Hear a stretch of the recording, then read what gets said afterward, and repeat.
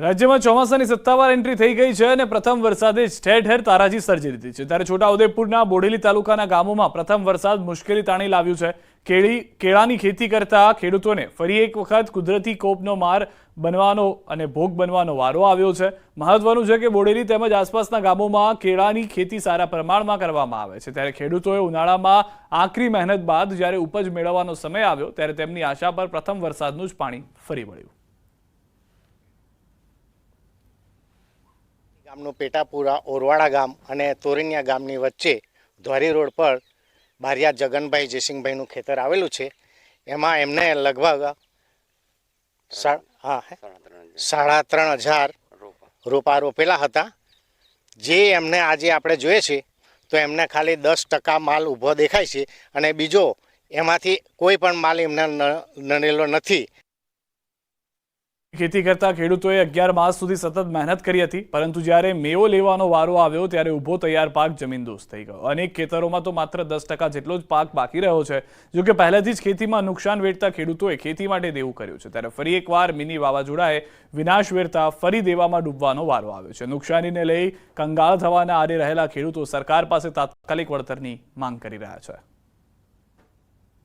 ખેડૂત ઊંચો આવવા માટે અનેક ખર્ચા કરતા મહેનત મજૂરી કરીને આજે આ ખેડૂત કઈથી ખરેખર સરકારને એવું જાણવું જોઈએ કે આ ખેડૂત ખરેખર આવી રીતે કોઈ વંટોળમાં કે વાવાઝોડામાં સપડાવે એને પૂરેપૂરી સહાય કરવી જોઈએ અને તરત સહાય કરવું જોઈએ। નહીં તો પછી આખરે ખેડૂત દેવેદાર થતો હોય તો ખરેખર એવી આત્મહત્યા કરે, એમાં કોઈ શંકાને સ્થાન નથી।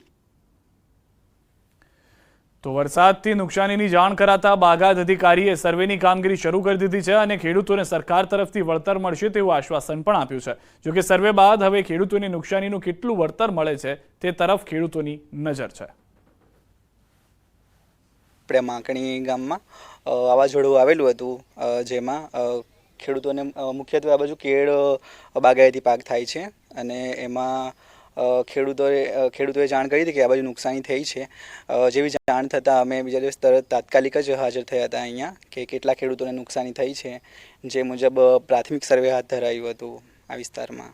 છોટાઉદેપુર જિલ્લાના બોડેલી તાલુકાનો માકણીનો વિસ્તાર છે। આપણે તસવીર બતાવવા માંગીશું। આજે માકણીના વિસ્તારની અંદર ખેડૂતોને ઊભો જે પાક હતો, કેળના જે થડ હતા, તે ગઈકાલે ભારે વરસાદ અને ભારે વાવાઝોડાના કારણે જમીનદોસ્ત થઈ ગયા છે। આપણે તસવીર જે છે જોઈ રહ્યા છો માકણી વિસ્તારની છે।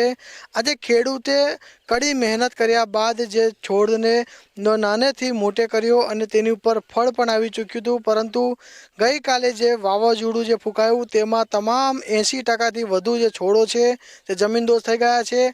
ખેડૂતો પોતાનો પાક બચાવવાની કોશિશ કરી રહ્યા છે। આપણે તસવીર પણ એ પ્રકારે બતાવીશું। આ જે ખેડૂત છે જાતે જે ફળ છે, જે કેળ છે, તેને લૂમ જે નીચે પડી ગઈ છે, બિલકુલ જમીનદોસ્ત થઈ ગઈ છે। હવે તેઓનો જે ખર્ચ કરેલો જે છે તેઓ પણ વળતર નહીં મળે તેવું ખેડૂતનું કહેવું છે, ત્યારે તે ફળને તેઓ સુરક્ષિત કરી રહ્યા છે। આમ તો આ વિસ્તારની જે નુકસાન થયું છે, વ્યાપક નુકસાન સર્જાયું છે, તેના કારણે અધિકારીઓ પણ સ્થળ પર પહોંચી આવ્યા છે અને જે નિરીક્ષણ કરી રહ્યા છે કે આ વિસ્તારમાં કેટલું નુકસાન છે। પરંતુ જ્યારે પણ આવા નુકસાનો થતા હોય છે ત્યારે અધિકારીઓ આવે છે, સર્વે કરે છે, પરંતુ આ ખેડૂતોનું કહેવું છે સમયસર તેઓને સહાય મળતી નથી।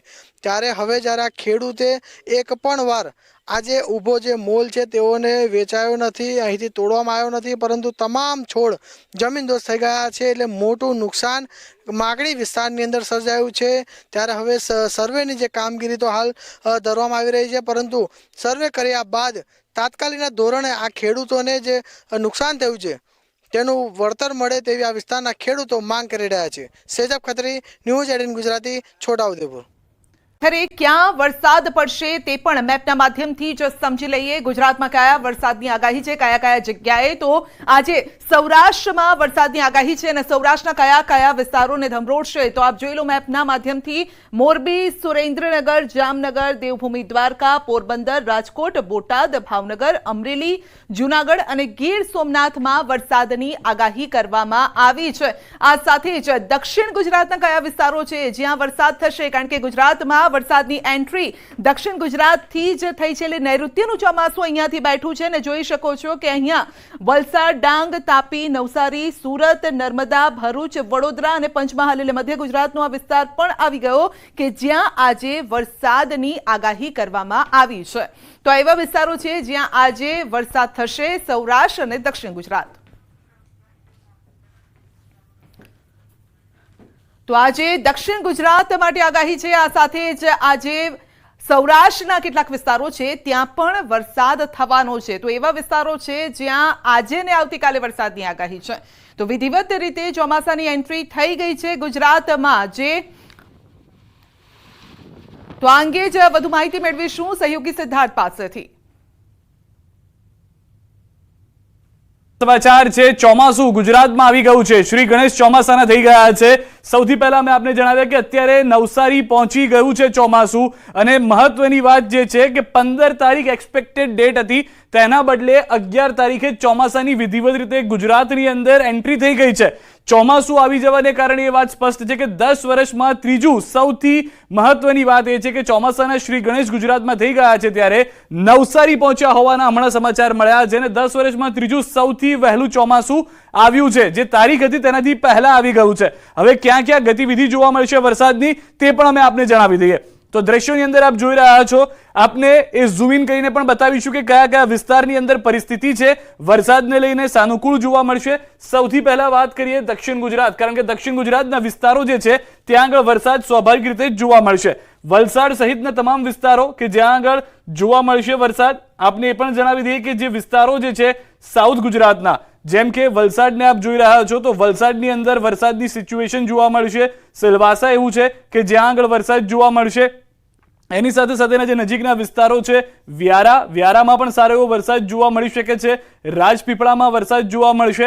આની સાથે એક તરફ જ્યારે આપણે વાત કરી રહ્યા છીએ કે દક્ષિણ ગુજરાતમાં ચોમાસું આવી ગયું છે તો તેની સાથે સાથે સૌરાષ્ટ્રના દરિયા કિનારાના જે વિસ્તારો છે એ તમામ વિસ્તારોમાં પણ વરસાદની સત્તાવાર એન્ટ્રી જે છે થઈ ચૂકી છે. આ તરફ દાહોદમાં પણ વરસાદ જોવા મળી શકે છે. દાહોદમાં પણ વરસાદની જે સિસ્ટમ છે તે સક્રિય થઈ ગઈ છે. વધુ એક મહત્વની જાણકારી જે મળી રહી છે તે પ્રમાણે આગામી 3 થી 4 દિવસ સારો એવો વરસાદ સમગ્ર ગુજરાતની અંદર હશે. જે જગ્યાએ આપ જોઈ રહ્યા છો આ વરસાદી માહોલ જે જોવા મળ્યો છે તે તમામ વિસ્તારોની અંદર જોવા મળી શકે છે અને મોટાભાગના ઉત્તર ગુજરાતના જે વિસ્તારો છે ત્યાં પણ એક પરિસ્થિતિ જે છે કે વરસાદની થઈ ગઈ છે. આપણે જણાવી દઈએ કે આ તરફ ઉત્તર ગુજરાતના વિસ્તારોની જો વાત કરીએ તો દાહોદમાં સારો એવો વરસાદ જોવા મળી રહ્યો છે. બોડેલીમાં પણ સારો એવો વરસાદ છે કે જે આવનાર સમયમાં જોવા મળશે. ઉત્તર ગુજરાતના વિસ્તારો છે તો હાલની આ રીતની પરિસ્થિતિ જોવા મળી રહી છે અને ગુજરાતની અંદર સત્તાવાર રીતે ચોમાસાનું શ્રી ગણેશ થઈ ગયું છે. અનેક વિસ્તારોમાં હવે જે એક્ટિવિટી થશે તે પ્રી મોન્સૂન એક્ટિવિટી નહીં પરંતુ મોન્સૂન એક્ટિવિટી તરીકે જોવા મળશે. દ્વારકા પાસેના મોજબ ગામેથી ફરી બિનવારસી ચરસ મળ્યું છે. વધુ એક વખત ₹11 કરોડની કિંમતનું ચરસ ઝડપાયું છે. 21 કિલો ચરસ બિનવારસી હાલતમાં ઝડપાતા ચકચાર મચી ગઈ છે.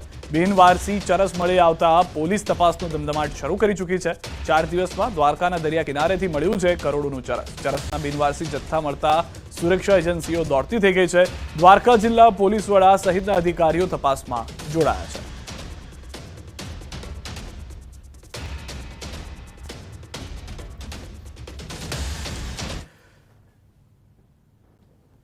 તો ગુજરાતમાંથી ડ્રગ્સ પકડાવા મામલે હર્ષ સંઘવીની પોલીસને શાબાશી. ગૃહ રાજ્યમંત્રી હર્ષ સંઘવીએ પોલીસને અભિનંદન આપ્યા છે. યુવાનો સુધી ડ્રગ્સ ન પહોંચે તે માટે પોલીસ રાત દિવસ કામ કરે છે. ડ્રગ્સ નાબૂદ ન થાય ત્યાં સુધી પોલીસની ઝુંબેશ ચાલુ રહેશે. ગુજરાત પોલીસ અને એટીએસને વિશેષ અભિનંદન પાઠવું છું. શહેર અને જિલ્લાઓમાં આ દૂષણ અટકાવીએ નહીં તો ત્યાં સુધી લડાઈ ચાલુ રહેશે તેવી વાત કરવામાં આવી છે ગૃહ રાજ્યમંત્રી હર્ષ સંઘવી તરફથી.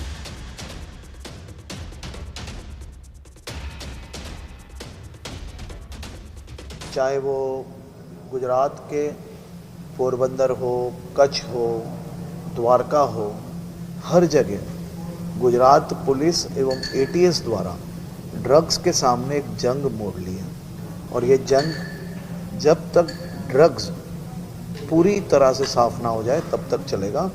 मैं ख़ास तौर पे सभी डिस्ट्रिक्ट यूनिट्स को उनकी जो ड्रग्स के सामने की लड़ाई में जो सीरियसनेस से जो नीचे तक काम हो रहा है उसके लिए सभी डिस्ट्रिक्ट यूनिट्स को मैं बहुत बहुत अभिनंदन देता हूँ. અને મહત્વના સમાચાર છોટાઉદેપુરથી છોટાઉદેપુર હાઈવે પર દારૂના નશામાં બેફામ ટ્રેક્ટર ચલાવતા શખ્સનો વિડીયો વાયરલ થયો છે. છોટાઉદેપુર તેજગઢ હાઈવે ઉપર ટ્રેક્ટર આડેધડ હંકાર્યું હતું. રોડ પર વાહનો અને લોકોના જીવ પર સર્જાયું જોખમ. રાહદારીએ ટ્રેક્ટરને રોકીને ડ્રાઈવરને કર્યા સવાલ. પોતે ₹20 દારૂ પીતો હોવાનો ડ્રાઈવરે સ્વીકાર કર્યો.